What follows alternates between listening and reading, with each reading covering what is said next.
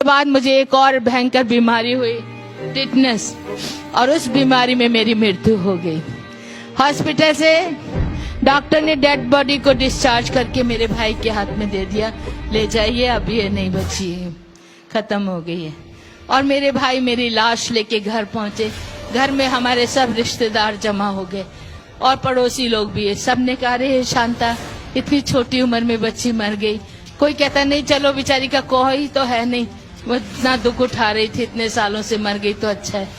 अब मरने के बाद दफनाने का इंतजाम, हमारे रिश्तेदार, मेरे ताए चाचा सारे कहते हैं इसको जलाएंगे, हमारी सरदारों की बेटी है, वहां ले जाएंगे।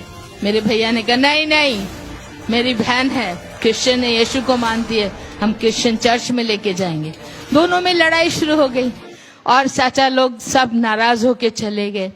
इसके बाद मेरे भाई एक पादरी साहब के पास गए, दिल्ली के बिशप बने थे बाद में वो, पहले उस समय पादरी थे, पादरी एरिक विक्टर जोनाथन।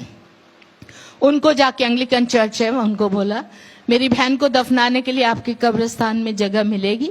उन्होंने कहा हमारे यहाँ तो जिनका चर्च में मेंबरशिप होती है उनके लिए ही जगह होती है। मेरे भाई ने कहा चलो मेंबरशिप जो भी रहती है आप ले लो, मेरे बहन को अपने कब्रिस्तान में जगह दे दो, जो भी पैसा लगेगा मैं दूंगा। पादरी साहब हमारे घर आए, आके मेरी लाश को देखा। लाश को देखने के बाद कहते हैं इसको नहला पिला के ही तो कपड़ा डालेंगे, कफन ले जाएंगे कब्रिस्तान में, तो मैं ऐसा करता हूँ इसी में मैं बपतिस्मा भी दे देता हूँ, ताकि कोई पूछे तो मैं बता सकूंगा कि मैंने बपतिस्मा दिया। और उन्होंने हमारे घर में एक बड़ा वाटर टैंक था, उसमें बपतिस्मा भी दे दिया और कफन बॉक्स लेके आ गए, कपड़े सफेद ला के मुझे पहना दिया गया और मेरी लाश को सजा के रख दिया। ये सब करते देखा बाद में, अरे बाप रे, टाइम तो हो गया, अभी तो कब्रिस्तान नहीं ले जा सकते, रात हो गई है, आज की रात लाश को ऐसे रहने देते हैं, कल सवेरे लेके जाएंगे। और ये कह के पादरी और उनके साथ आए चर्च के मेंबर दुआ करके चले गए। उनके जाते ही हमारे आस पड़ोस के लोग जो बैठे थे वो भी धीरे धीरे उठ के चले गए। मेरे ब्रदर साधु किशन सिंह अकेले थे और वहां पर उनको अच्छा नहीं लग रहा था, दुख भी लग रहा था, क्योंकि वो मुझे बहुत प्यार करते थे। मम्मी पापा के मरने के बाद मेरे भैया ने ही मुझे माँ का बाप का प्यार दिया था, वो ही मुझे पालते थे और उनको दुख भी लग रहा था। लेकिन कहते हैं आप क्या कर सकते हैं, जो हो गया हो गया, चलो अभी इस लाश के पास सारी रात क्या बैठूंगा, मैं भी थोड़ी देर सो लेता हूँ। और इतना कह के मेरे भाई ने क्या किया, अपनी बाइबल ली और मेरे सिर के पास रख दी और स्वयं जाके अपने बेड में लेट गए। लेटने से पहले उन्होंने कहा प्रभु जी जो कुछ तूने किया अच्छा किया, आगे जो तेरी मर्जी है कर, मेरी बहन की आत्मा को तेरे हाथों में सौंप देता हूँ। जैसे ही उन्होंने प्रभु को समर्पण किया करके और जाके वो सो गए, उनके सोते ही प्रभु ने अपना काम शुरू कर दिया। हालेलुया। अचानक मेरे रूम में एक बड़ी लाइट आई और लाइट के बाद दो एंजल दो तरफ आके खड़े हो गए, मेरे बेड के एक इस तरफ एक इस तरफ।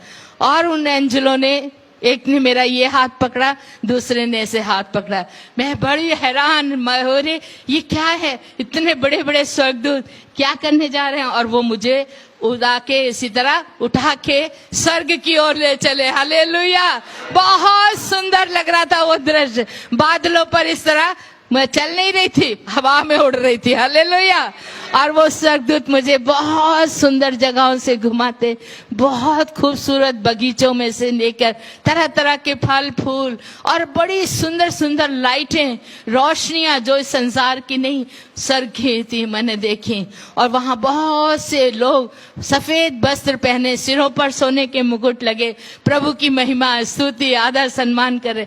उन लोगों ने मुझे देखा, सब खुशी से मेरा आदर कर रहे। मैं हैरान, अरे ये लोग मुझे जानते हैं क्या। और वो उनको देखते देखते फिर प्रभु का दास लोग, स्वर्गदूत लोग मुझे एक बड़े से सोना का भवन था उसके सामने ले गए। वहां की सड़कें भी सोने की थी और उसमें चलकर हम उस बड़े हॉल के सामने खड़े हुए जाकर, और हॉल का दरवाजा अपने आप खुल गया, वो भी सोने का दरवाजा। अंदर देखा तो बहुत रोशनी, पूरी लाइट से भरा हुआ था। और फिर लाइट को थोड़ा ऐसे करके अंदर जाके देखती हूँ, इधर भी 12 सिंहासन, इधर भी 12 सिंहासन, उन पे कोई बैठे हुए थे। बीचों बीच में एक बहुत बड़ा सोने का सिंहासन था और उस सिंहासन पे यीशु मसीह बैठा था। हालेलुया। और मुझे उनके सामने ले जाके खड़ा कर दिया गया।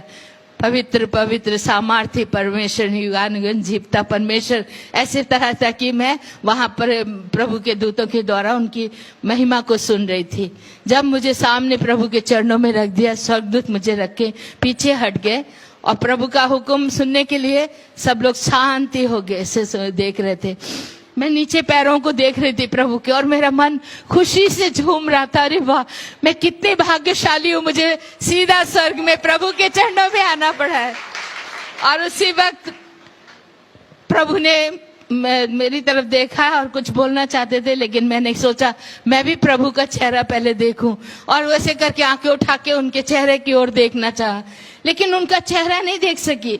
वहां पर एक बड़ा सा सूरज चमक रहा था, हालेलुया, और उनके इतनी रोशनी थी कि मैं यीशु के मुखमंडल को नहीं देख पाई। लेकिन उसी वक्त एक बड़ा मीठी आवाज से प्रभु ने मुझे मेरा नाम लेके पुकारा, कहा, बेटी शांता, तुझे ये जीवन मैं वापस लौटाता हूँ। तू दुनिया में जा और जाके सबको बता मैं ही जिंदा खुदा हूँ और मैं बहुत जल्दी आने वाला। हालेलुया।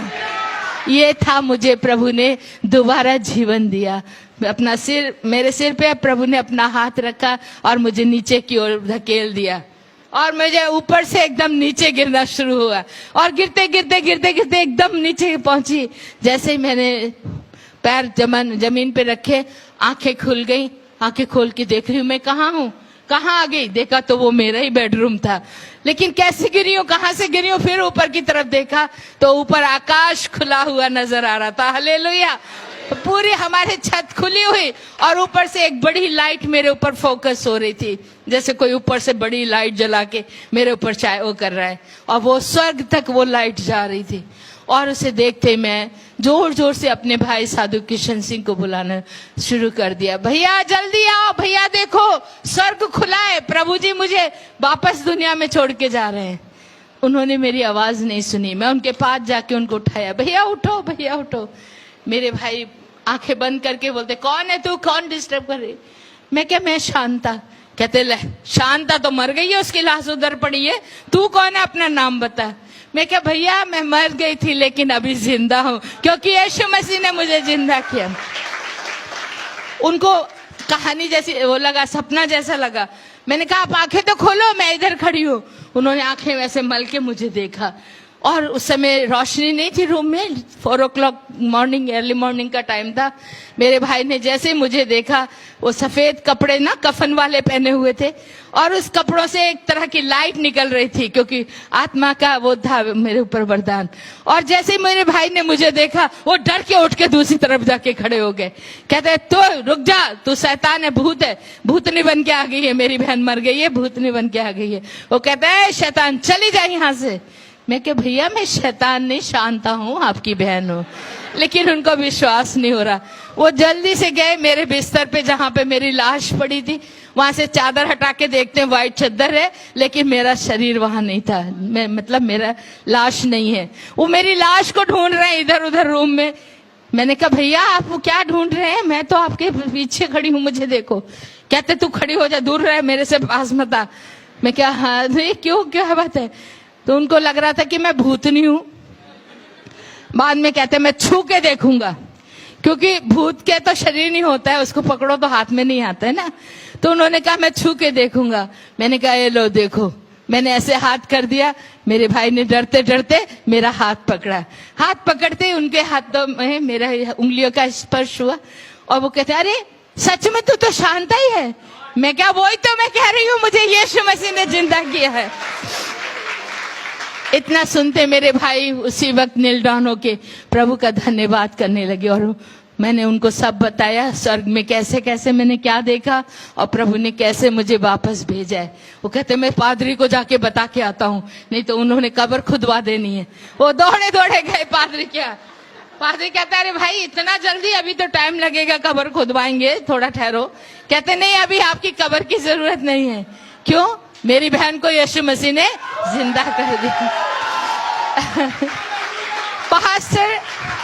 पास्टर बड़े हैरान होके मेरे भाई को देख के कहते, साधु जी आप रात को सो गए थे क्या। कहते, हाँ सोया तो था। हाँ वही तो आपने सपना देखा होगा। कहाँ